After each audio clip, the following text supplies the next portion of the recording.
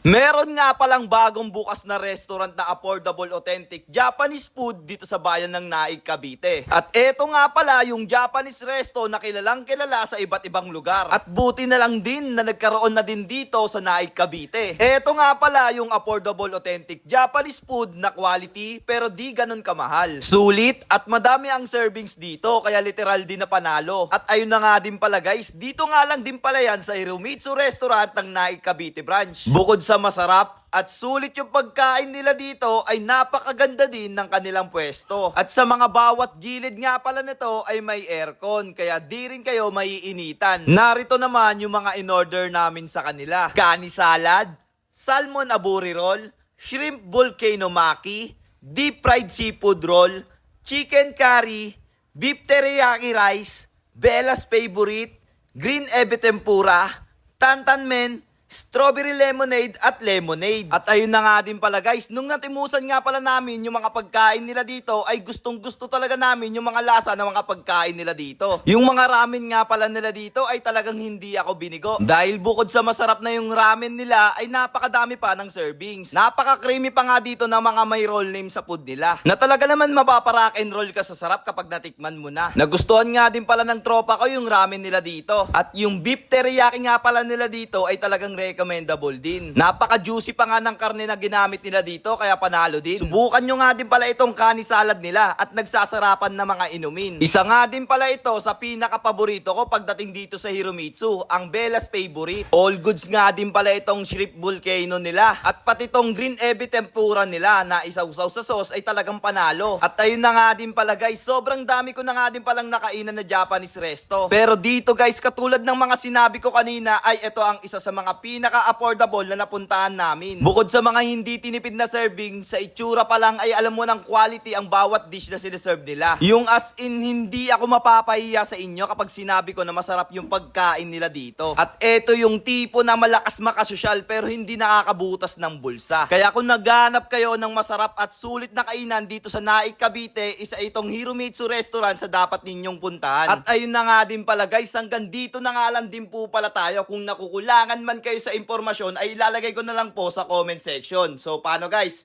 So again, this is Ajak TV. Thank you for sunshine, thank you for rain, thank you for joy. Ingat, salamat, bye bye, ble. Let's guys go!